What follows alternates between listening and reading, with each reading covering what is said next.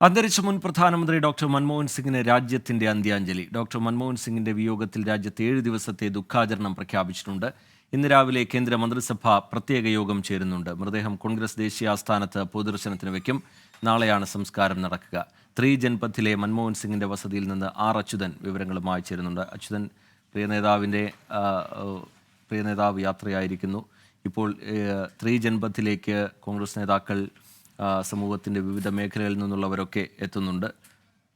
ഇപ്പോൾ ആർ അച്യുതനിലേക്ക് വരാം. അതിനു മുമ്പ് പി.കെ. കുഞ്ഞാലിക്കുട്ടി മൻമോഹൻ സിംഗിനെ ഓർക്കുകയാണ്. അതിലേക്ക് ആ ദുരവസ്ഥയിൽ നിന്ന്, അന്നൊക്കെ ഉണ്ടായിരുന്ന ഗവൺമെൻറ്റുകളുടെ കാലത്തുണ്ടായിരുന്ന ദുരവസ്ഥയിൽ നിന്ന് രാജ്യത്തെ രക്ഷിച്ചത് ശ്രീ മൻമോഹൻ സിംഗിൻ്റെ വൈദഗ്ധ്യം ഒന്നുകൊണ്ട് മാത്രമാണ്. അദ്ദേഹം പ്രധാനമന്ത്രിയായിരുന്ന കാലത്ത് ഇന്നിപ്പോൾ ഗ്ലോബലൈസേഷൻ എന്ന് വിളിക്കുന്ന സാമ്പത്തിക പരിഷ്കാരം നടപ്പിലാക്കാത്ത രാജ്യങ്ങൾ ലോകത്തില്ല. അപൂർവമായി ചില ഉത്തര കൊറിയൻ രാജ്യങ്ങളെപ്പോലെയുള്ള ഏതെങ്കിലും രാജ്യം ഉണ്ടാവും. ആ രാജ്യത്തൊക്കെ ജനങ്ങൾ അതിൻ്റെ കെടുതി അനുഭവിക്കുന്നുണ്ട്. ക്ലോസ്ഡായിട്ടുള്ള ഒരു എക്കണോമി ആർക്കും സാധ്യമല്ല.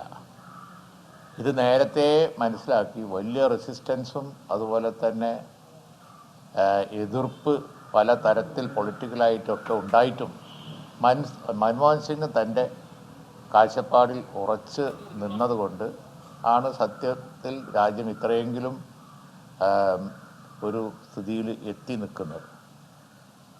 കേരളത്തിൽ UDF ഗവൺമെൻറ് ഉണ്ടായിരുന്ന കാലത്ത് ആ ഗവൺമെൻറ്റുകളൊക്കെ സാമ്പത്തിക ഉപദേഷ്ടാവ് എന്നുള്ള നിലക്കാണ് ശ്രീ മൻമോഹൻ സിംഗിനെ കണ്ടത്. ഞാൻ ഓർക്കുകയാണ്, ആൻ്റണി മുഖ്യമന്ത്രിയായിരുന്ന കാലത്ത് നടന്ന കേരളത്തിലെ ജിമ്മ്, അതുപോലെ തന്നെ എമർജിങ് കേരള, ഈ വലിയ ഇൻവെസ്റ്റേഴ്സ് മീറ്റിൻ്റെ ഒക്കെ പ്രധാനമായിട്ടുള്ള അഡ്വൈസ് ഞങ്ങൾ എടുത്തിരുന്നത്, ആൻ്റണിയുടെ കാലത്തും ഉമ്മൻചാണ്ടിയുടെ കാലത്തും ഒക്കെ എടുത്തിരുന്നത് ശ്രീ മൻമോഹൻ സിംഗിൽ നിന്നാണ്. അന്ന് ധനകാര്യമന്ത്രി ആയിരിക്കെ അദ്ദേഹം എൻ്റെ വസതിയിൽ ചേർന്ന ഒരു ചർച്ചയിൽ അന്ന് അദ്ദേഹം ഉപദേശിച്ച ഒരു കാര്യമാണ് അന്നത്തെ ജിമ്മിലേക്ക് നയിച്ചത്.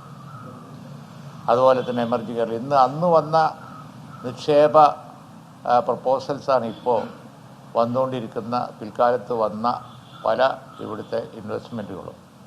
അപ്പോൾ അന്ന് മൻമോഹൻ സിംഗ് ഉപദേശിച്ചത് ഇൻസ്റ്റിറ്റ്യൂഷണൽ ഫിനാൻസ്. ശരി, ഭരണകർത്താവ് എന്നുള്ള നിലയിലുള്ള അദ്ദേഹത്തിൻ്റെ ദീർഘവീക്ഷണത്തെയാണ് എല്ലാവരും ഓർക്കുന്നത്. ഒരു സാമ്പത്തിക ശാസ്ത്രജ്ഞൻ എന്നുള്ള നിലയിലുള്ള അദ്ദേഹത്തിൻ്റെ സംഭാവനകൾ രാജ്യം ഒരുപക്ഷെ വലിയൊരു പ്രതിസന്ധിയിലേക്ക് പോകാവുന്ന ഘട്ടത്തിൽ അദ്ദേഹം ഒരു രക്ഷകനായി അവതരിച്ചതും ഒക്കെ ഈ ഘട്ടത്തിൽ എല്ലാ നേതാക്കളും ഓർക്കുന്നുണ്ട്. ജൻപഥിലെ മൻമോഹൻ സിംഗിൻ്റെ വസതിയിൽ നിന്ന് ആർ അച്യുതൻ നമുക്കൊപ്പം ചേരുകയാണ്. അച്യുതൻ, മൻമോഹൻ സിംഗിനെ അവസാനമായി ഒരു നോക്ക് കാണാൻ ഒരുപാട് നേതാക്കൾ, കോൺഗ്രസിൻ്റെ പ്രധാനപ്പെട്ട നേതാക്കളൊക്കെ അവിടേക്ക് എത്തുന്നുണ്ട്. ഇതര രാഷ്ട്രീയ ചേരികളിൽ നിന്നുള്ള നേതാക്കളുടെ സാന്നിധ്യവുമൊക്കെ അവിടെ ഉണ്ടാവുന്നുണ്ട്. എന്താണ് അവിടെ നിന്ന് കാണാൻ കഴിയുന്ന കാഴ്ചകൾ അച്യുതൻ?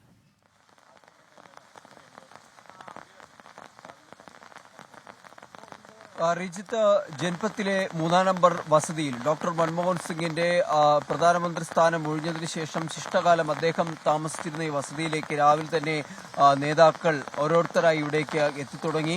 അല്പം മുൻപ് കോൺഗ്രസ് സംഘടനാകാര്യ ജനറൽ സെക്രട്ടറി KC വേണുഗോപാൽ ഇവിടേക്ക് എത്തുകയും അദ്ദേഹം മാധ്യമങ്ങളോട് അദ്ദേഹത്തിന്റെ വിയോഗത്തിൽ ദുഃഖം രേഖപ്പെടുത്തുകയും ചെയ്തിരുന്നു.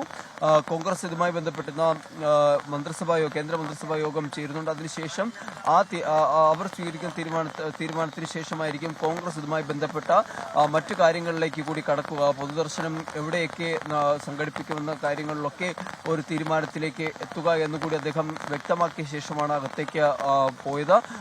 മറ്റു നേതാക്കളും ഇവിടേക്ക് എത്തിച്ചേർന്നിട്ടുണ്ട്. പ്രധാനമന്ത്രി നരേന്ദ്രമോദി ഇവിടേക്ക് വരുമെന്ന് തന്നെയാണ് ലഭിക്കുന്ന വിവരങ്ങൾ. അത് ഒരുപക്ഷെ 11 മണിക്ക് മുൻപ് തന്നെ അദ്ദേഹം എത്തുവാനുള്ള സാധ്യതയുണ്ട്. അത് ആ ഒരു സാഹചര്യത്തിൽ ഇവിടേക്ക് സുരക്ഷാ ക്രമീകരണങ്ങൾ കൂടുതൽ ശക്തമാക്കിയിട്ടുണ്ട്. നേരത്തെ റിജിത്ത് സൂചിപ്പിച്ചതുപോലെ തന്നെ രാജ്യം 7 ദിവസത്തെ ദുഃഖാചരണമാണ് മൻമോഹൻ സിംഗിന്റെ വിയോഗത്തിൽ ആചരിക്കുന്നത്. ഇന്ന് രാഷ്ട്രപതി ഭവനിലടക്കം അടക്കം ദേശീയ പതാക താഴ്ത്തിക്കെട്ടുകയുണ്ടായി. അങ്ങനെ രാജ്യം ഒന്നടങ്കം മൻമോഹൻ സിംഗിന്റെ വിയോഗത്തിൽ ദുഃഖം രേഖപ്പെടുത്തുകയാണ്.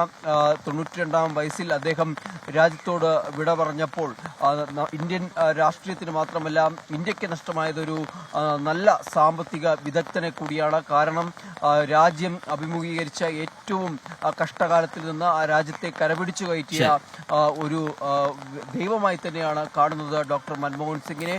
അന്ന് അദ്ദേഹം പുത്തൻ സാമ്പത്തിക നയത്തിന്റെ ശില്പിയാണ് വിട പറഞ്ഞു പോകുന്നത്. അദ്ദേഹത്തിന്റെ സംഭാവനകളെ ഈ ഘട്ടത്തിൽ രാജ്യം ഒന്നാകെ ഓർക്കുന്നു. രാജ്യം ഒന്നാകെ അദ്ദേഹത്തിന്റെ വിയോഗത്തിൽ ദുഃഖം രേഖപ്പെടുത്തുന്നു. നാളെയാണ് സംസ്കാരം നിശ്ചയിച്ചിരിക്കുന്നത്. 3 ജൻപഥിലെ മൻമോഹൻ സിംഗിന്റെ വസതിയിലേക്ക് പ്രധാന നേതാക്കളൊക്കെ എത്തിക്കൊണ്ടിരിക്കുകയാണ്.